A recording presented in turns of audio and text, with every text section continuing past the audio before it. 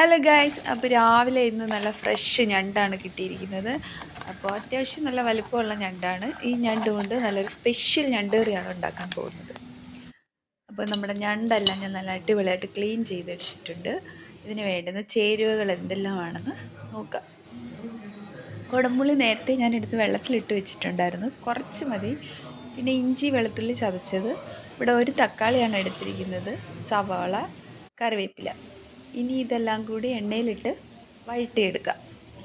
അപ്പോൾ എണ്ണ ചൂടായി വരുമ്പോഴത്തേക്ക് ഇഞ്ചി വെളുത്തുള്ളി അതിലേക്കിട്ട് മൂപ്പിക്കുക. പിന്നെ അരിഞ്ഞു വെച്ചിരിക്കുന്ന സവാള നമുക്ക് ഇട്ട് കൊടുക്കാം. ഇവിടെ ഒരു 3 സവാളയാണ് ഞാൻ എടുത്തിരിക്കുന്നത്. ഇതെല്ലാം കൂടി ഇട്ട് നമുക്ക് മിക്സ് ചെയ്തെടുക്കണം. സവാള ഇട്ട ശേഷം നമുക്ക് തക്കാളി ഇട്ട് കൊടുക്കാം. തക്കാളി ഇട്ട് കൊടുത്തിട്ട് ഒന്ന് വഴറ്റിയെടുക്കുക. വഴറ്റിയെടുത്ത ശേഷം നമുക്ക് മസാല ഇട്ട് കൊടുക്കാം. മഞ്ഞൾപ്പൊടി ഇട്ട് കൊടുത്തിട്ടുണ്ട്. ഇവിടെ ഞാൻ 2 സ്പൂൺ മുളക് പൊടിയാണ് ഇടുന്നത്. എരിവ് കൂടുതൽ വേണമെന്നുള്ളവർക്ക് കുറച്ചുകൂടി ഇട്ട് കൊടുക്കാം. മല്ലിപ്പൊടി 2 സ്പൂൺ ഇട്ട് കൊടുത്തിട്ടുണ്ട്. ഉപ്പ് ഇട്ട് കൊടുക്കാം. ശേഷം നമുക്ക് നല്ലപോലെ മിക്സ് ചെയ്തെടുക്കാം. എന്നിട്ട് ചിക്കൻ മസാല കുറച്ച് ആഡ് ചെയ്ത് കൊടുക്കാം. ഒന്നും കൂടി നല്ലപോലെ ഫ്രൈ ചെയ്തെടുക്കുക. ഇളക്കുമ്പോൾ ശ്രദ്ധിക്കണം, അടുക്കി പിടിക്കാൻ പാടില്ല.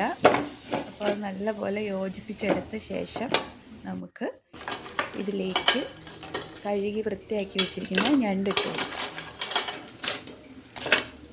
ഞണ്ടിൻ്റെ കാലെല്ലാം ഞാൻ ഒടിച്ചിട്ടിട്ടുണ്ട്. അപ്പോൾ എന്നിട്ട് 2ആയിട്ട് കീറിയാണ് ഇട്ടിരിക്കുന്നത്.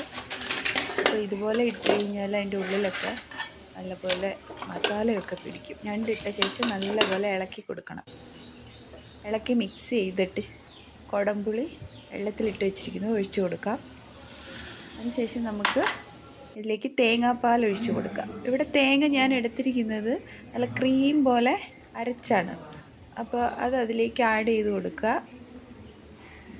ആഡ് ചെയ്ത ശേഷം നല്ലപോലെ ഇളക്കി അടച്ച് വേവിക്കാം. അപ്പോൾ നമ്മുടെ കറിയൊക്കെ ഇവിടെ തിളച്ച് വന്നിട്ടുണ്ട്. ഞണ്ട് കറിയൊക്കെ റെഡിയായി വരുന്നുണ്ട്. അപ്പോൾ നമ്മുടെ ഞണ്ട് കറി ഇവിടെ റെഡി ആയിട്ടുണ്ട് ഗായ്സ്. അപ്പോൾ നമ്മൾ ചോറ് കഴിക്കാൻ പോവാണ്. നല്ലൊരു ഫ്ലേവറൊക്കെ ഇതിന്ന് വരുന്നുണ്ട്. എല്ലാവരും ഒരു പ്രാവശ്യമെങ്കിലും ഇങ്ങനെ ഒന്ന് വെച്ച് ട്രൈ ചെയ്ത് നോക്കണേ. Tata bye bye.